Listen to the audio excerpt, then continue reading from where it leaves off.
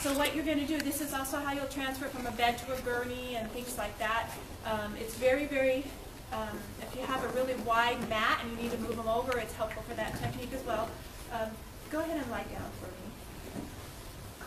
So the first thing you're going to do is you need to make sure that there's something, a draw sheet or something underneath them. Now in your slides that we had, and I'm going to take, at 9 o'clock I'm going to take about, or 9:05, I'm going to take a few minutes to run through the last few of the bed mobility slides that we didn't get through.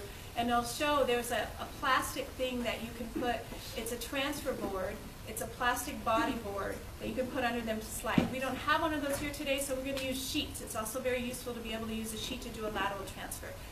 In my outpatient clinic, I don't have one either, and we get people over all the time using the sheets. So, actually, better would be thicker blanket than a sheet. If I'm not sure, then I double the sheets. If I'm a little sure that it's going to take the page, you don't want the sheet to rip, so sometimes I will double them up if it's a heavy patient. I don't think I need to do that. Okay, so what you're going to do is you're going to remember how we did that yesterday. You have your bend their legs up, and you roll them to the side. I'm going to roll you away. So the bed, the little leader, I'm going to tuck this underneath her, like that, and I'm going to roll her back, roll towards me, and then I'm going to pull it out. And I think you all got that pretty well yesterday. Sorry. Yeah. Okay, come on, put your head up for me. I'm going to put it under the pillow if I can. That just makes it a little easier. All right, so now this next transfer, what we're going to do is we're going to need to put two mat tables together.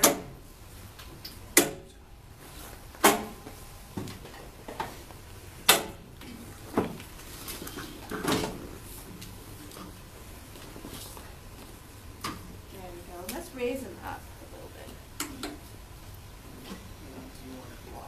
bit. Yes. Oh, that's a good point. He asked, do I want it locked? Anytime you move a patient, if you lock the device, you're going to be a lot better off. So please, it's a really important safety issue. Wheelchairs, when you move them, need to be locked. Beds need to be locked. Gurneys need to be locked. It is really a safety issue. If there isn't locks that are good, then if you're in somewhere where you can put a sandbag or something under the wheel or have somebody use their body to stabilize it, I would really recommend that you do that. Okay, so for a lateral transfer, you want to make sure that the surface heights are as close to each other in height as you can. Now, another situation in an acute hospital, you might need to do this transfer. There are sometimes patients, you want to get them up and they, I'm having a brain moment and I'm not remembering the name of the cardiac chair, where you have to slide, there's actually a chair that goes flat like this, and you slide them over and then you can sit them up. The chair will bring them into a sitting position. A lot of hospitals use those for patients maybe on a ventilator that you want to get up sitting.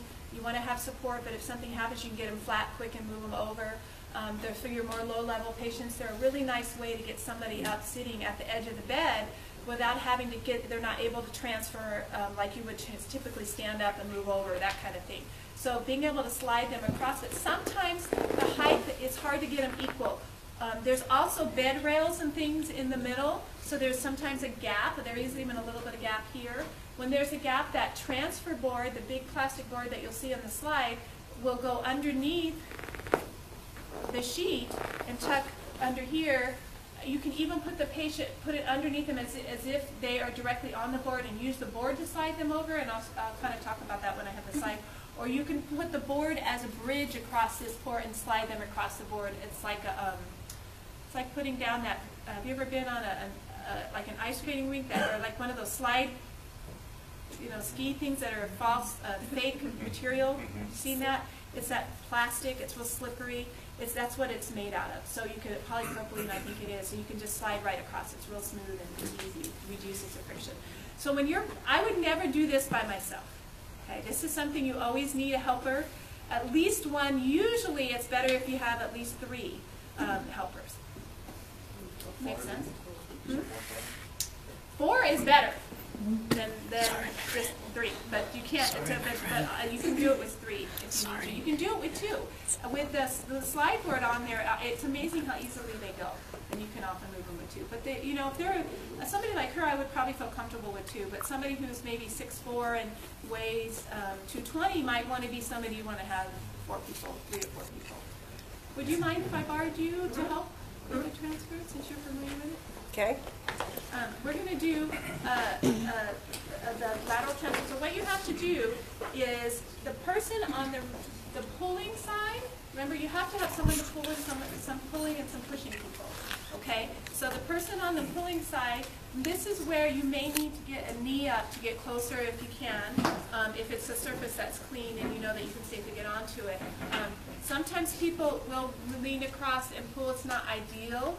Okay, you want to think about your body mechanics. How far away is the load if I do that? It's pretty far away, so you want to try to get as close as you can.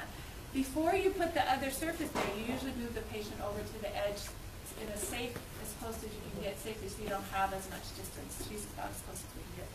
I'd like to, if possible, if there's 4 people, I'll often put one on each side, one on the head and one on the foot. But if there isn't, sometimes I'll move the feet over first. Let's say there isn't a slide board. If you move the feet over first, it's one less portion to drag, if that makes sense, if they can tolerate that. Okay. So what I think I'll do is I'll grab, may I grab you? Here. Jesse. You too, I can straight, sorry. Jesse. And what I'm going to have Jesse do is Jesse's going to just take the sheet, and you're going to take the head, and you're going to move her when we say for you to move across that way. This fellow here? Oh, no, we'll take this. And where do you want me? You're going to be the puller. Okay, I'm not. Okay.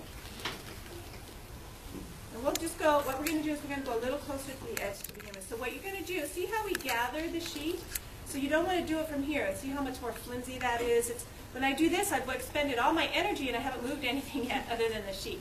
So you want to keep your energy expenditure to a minimum and maximize the use of it. Get as close to her as you can. And then you're just going to scoot over 1, 2, 3 a little bit. Good. And now the last one, we're going to beat over a little bit more. Last one, we're going to 1, 2, 3, and pull it across like that. Okay. So it's not ideal for you to end up here, but you have to do the best you can. Okay. And then to come back would be the same. If I had enough people and if they were really big, I would have one at the upper torso and one at the lower end. So because I can't see up onto the table, why did you do it in like 2 scoots? Well, we did a little bit. We did one, and then another. We don't want them to hang out in the middle where there's a gap too long. So you want to try to get them across or over the gap. Does that make sense? Just sliding them right over? Or? Right. Do I do it in multiple? Sometimes, yes. Sometimes I can't get them over. We can't get them over in one. And we'll just go partial of the way, and they just hang out. But we don't have the board to transition over the. How was that? Was it uncomfortable? No. No, we don't have the board to transition over the gap here. Does that make sense? Okay. So it's not real comfortable, and there's a potential for discomfort. So you don't want to hang out a long time there, but you can get them part way and then do them over the second point. It's a really good idea to do it in multiple scoots if you can. That way you don't have to strain as much. Is there anything I forgot or any other comments anyone has? Would you have a lot of potential for friction forces? You do, and if at all possible, when you do the push and pull, you do apply, and I didn't mention this, you do kind of pull up a little bit too, so you try to minimize the amount of pressure and friction. If need be, you can actually physically lift them up. If you really have someone that this person cannot tolerate any friction at all. The body transfer boards are really good to minimize the friction. They really are smooth, and if you have a sheet interface underneath it, the sheet takes the friction more versus the patient. Does that make sense? But it's a good point. And similar to other activities when there's multiple helpers, someone has to be the boss who's giving out the verbal instructions, because you can't have 3 people saying ready, set, go in different ways. So before you start, someone has to say, I'm going to be the leader, and then they will dictate the instruction. Okay. So then in the case of the board, does the patient go directly on the board with the sheet underneath, or does the sheet go on top of the board? I like to put the sheet on top. I like the sheet. I love sheets under my patients and draw sheets under my patients. I can move them a lot better with something underneath them. You can do the board without putting any sheet. You can just roll the board. You can roll the patient to the side and tuck the board under the patient as if it is the sheet. So you can use it that way, and that's how. And then it has handles, and you'll see in the picture it has handles on it. And you can actually physically lift the patient with that, and physically lift them over and move it. It's flimsy, so it's not like a solid board. But you can, lift them up a little bit and move them over using the handles on that to do the sliding. So the sliding friction's all taken up by the board, not at all by the patient.